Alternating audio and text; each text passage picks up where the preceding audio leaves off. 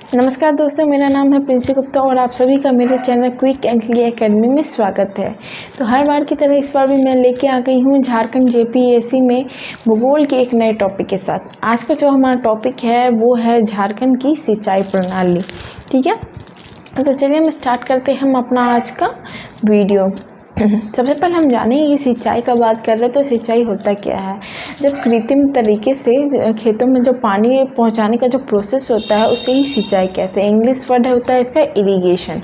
ठीक है, अगर हम झारखंड में बात करें तो झारखंड में जितनी भी कृषि की ज़मीन है उसमें उस टोटल ज़मीन के केवल 23% भाग में ही क्या होता है, सिंचाई की सुविधा उपलब्ध कराई जा सकती है। ऐसा क्यों? क्योंकि ये पठारी चट्टानी इलाका है, जिसके कारण क्या होता है कि सिंचाई के साधन उपलब्ध कराना संभव नहीं हो पाता है। अब हम सिंचाई का बात कर ही रहे हैं तो सिंचाई में हम एक पॉइंट ये देखेंगे कि सिंचाई दो तरीक़ा से होता है। पहला होता है कि ऊपरी सतह जल के द्वारा और दूसरा होता है कि भूमिगत जल के द्वारा। जो ऊपरी सतह के जल के द्वारा जो सिंचाई होता है उसका परसेंटेज होता है 58% है। ये झारखंड का मैं बता रही हूँ। ठीक है, वहीं भूमिगत जल के द्वारा जो सिंचाई होता है उसका परसेंटेज कितना है, उसका परसेंटेज 41% है। ठीक है, अब हम बात करेंगे कि सिंचाई की जो सर्वाधिक आवश्यकता मतलब कि किन किन ज़िलों में है, इस लेवल के अनुसार हम इसका स्टडी करेंगे। सबसे ज़्यादा जो सर्वाधिक सिंचाई की आवश्यकता है झारखंड के 4 ज़िला वो कौन कौन से हैं? गोड्डा है, साहिबगंज है, गुमला है और दुमका है। यानी कि इन 4 ज़िलों में सिंचाई की सर्वाधिक आवश्यकता है। उसके बाद जब आता है हम उच्च सिंचाई की आवश्यकता किन ज़िलों में है ये बात करेंगे। तो ये ज़िले कौन कौन से हैं? ये है लोहरदगा है, रांची है और पश्चिमी सिंहभूम है। ये जिलों में क्या है कि सिंचाई का जो आवश्यकता है वो उच्च मापदंड है इसका। ठीक है, अगर मध्यम मापदंड हम देखेंगे कि किन जिलों में मध्यम सिंचाई की आवश्यकता है तो वो जिले कौन कौन से हैं? वो है गढ़वा है, पलामू है, हजारीबाग है और गिरिडीह है। ठीक है, उसके बाद हम बात करेंगे कि निम्न सिंचाई की आवश्यकता किन जिलों में है।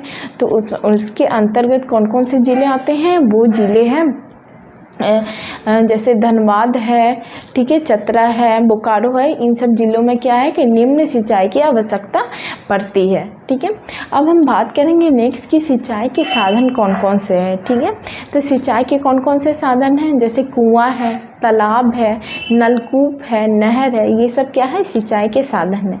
तो हम 1 बाय 1 इसका स्टडी करेंगे। ठीक है, तो सबसे पहले हम पढ़ेंगे कुआं। ठीक है, तो कुआं क्या है कि सिंचाई का एक पारंपरिक साधन है। ठीक है, ये बहुत पहले से चलता आ रहा है। ठीक है, अब हम इसका परसेंटेज, क्योंकि हम सब जो भी टॉपिक मैं पढ़ाऊंगी उसमें परसेंटेज बहुत इंपॉर्टेंट रोल निभाता है, क्योंकि अक्सर इससे क्वेश्चन आता है कि इसका परसेंटेज क्या है। या फिर हम ये भी देख सकते हैं कि जिला का भी पूछा जाता है कि इस डिस्ट्रिक्ट से कौन सा जिला पहले स्थान पर, दूसरे स्थान पर। ठीक है, तो मैं ये आप लोग को क्लियर करते हुए चली जाऊँगी। ठीक है, तो सबसे पहले हम कुआं का बात करेंगे। तो कुआं जो है मैंने बताया कि पारंपरिक सिंचाई का साधन है। ठीक है, परसेंटेज की बात करें तो जितने भी सिंचाई साधन है उसमें इसका परसेंटेज कितना है? 29%।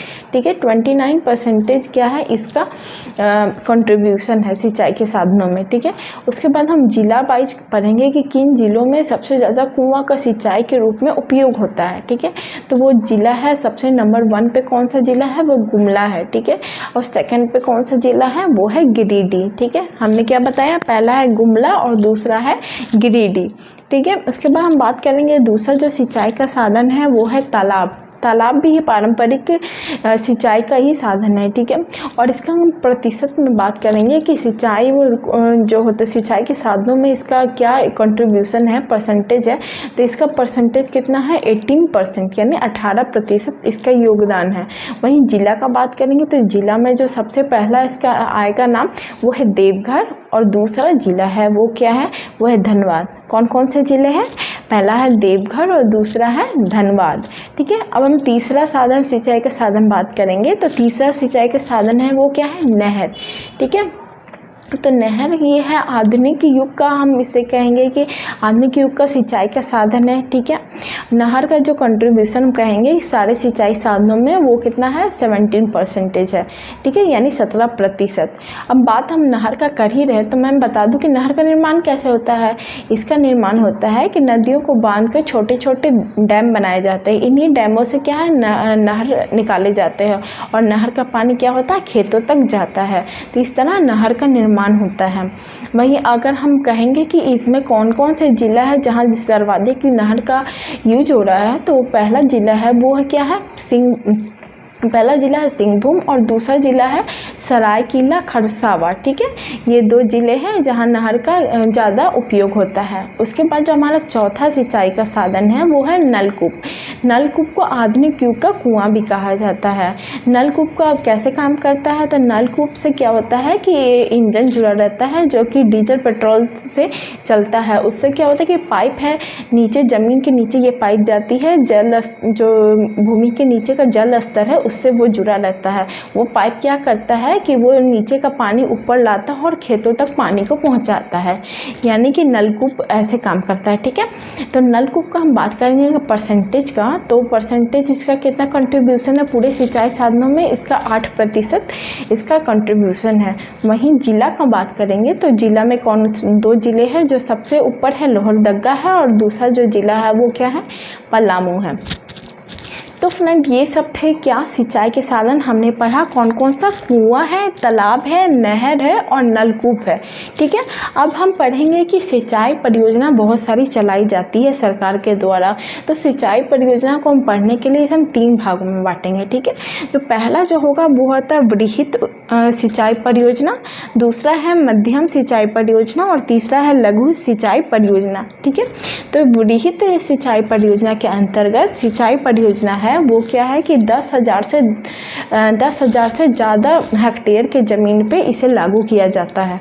ठीक है, तो इसके अंतर्गत कौन कौन से परियोजना है, पहला है कोनार बराज परियोजना।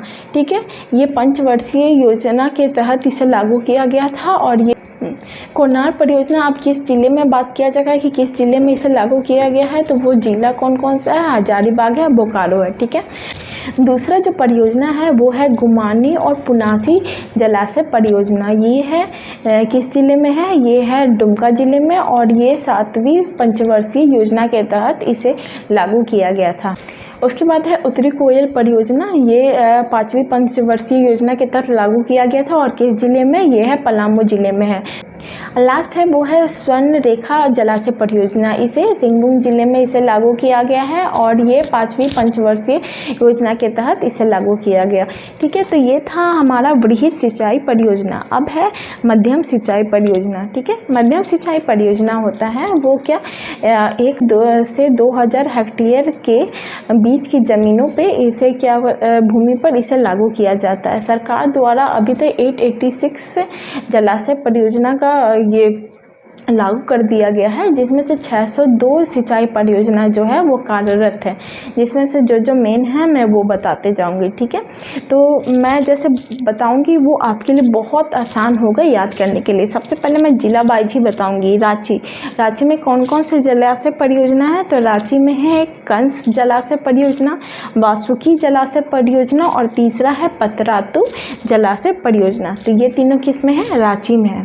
ठीक है, उसके बाद हजारीबाग का बात करेंगे तो हजारीबाग में कौन कौन से हैं, एक है सलैया जलाशय परियोजना है, उसके बाद है केशोर जलाशय परियोजना है, उसके बाद है भैरवा जलाशय परियोजना है और फिर चौथा है वो है पंचखेड़ो जलाशय परियोजना, यानी कि 4 हजारीबाग में। ठीक है, अब है पलामू ज़िले में कौन कौन से परियोजना है, पलामू ज़िले में है एक बटाने जलाशय परियोजना है और दूसरा होता है औरंगा जलाशय परियोजना। अब हम पढ़ेंगे मध्यम सिंचाई परियोजना में सिंहभूम ज़िले में कौन कौन सा जलाशय है। तो सिंहभूम ज़िले में कौन सा है, पहला है सोनवा जलाशय, दूसरा है नटकी जलाशय और तीसरा है वो है सतपोटका जलाशय। ठीक है, उसी तरह गुमला ज़िले में कौन कौन से जलाशय का निर्माण परियोजना चलाई जा रही है, वो है पहला है धान सिंह टोली, दूसरा है राम रेखा, तीसरा है अपर संख है, फिर कसचोर है और उसके अलावा एक और क्या है वो है कतरी। ठीक है, तो ये सारे परियोजना किस में चलाए जा रहे थे, गुमला ज़िले में। ठीक है दोस्तों, हमने पढ़ लिया कि मध्यम सिंचाई परियोजना के अंतर्गत सारे ज़िलों में कौन कौन से महत्वपूर्ण योजना चलाई जा रही हैं। अब हमारा तीसरा है वह लघु सिंचाई परियोजना। लघु सिंचाई परियोजना 2000 हेक्टेयर से कम की भूमि पर ये अप्लाई किया जाता है। इसमें सरकार क्या करती है, इस योजना के तहत छोटे जलाशय, फिर तालाब, नलकूपों, इन सब सिंचाई के साधनों का क्या करती है, व्यवस्था करती है। इसके अलावा झारखंड सरकार झारखंड पहाड़ी क्षेत्र उद्भव सिंचाई निगम लिमिटेड के द्वारा बहुत सारी परियोजनाएं भी चला रही है, जिससे कि किसानों को उनके छोटे क्षेत्रों में सिंचाई के साधन उपलब्ध कराए जा सके। तो फ्रेंड, ये था आज का हमारा वीडियो। अगर आपको ये हमारा वीडियो पसंद आ रहा है तो प्लीज़ इसे लाइक करें और अपने दोस्तों से इसे शेयर करें और सब्सक्राइब करना बिल्कुल ना भूलें। नमस्कार।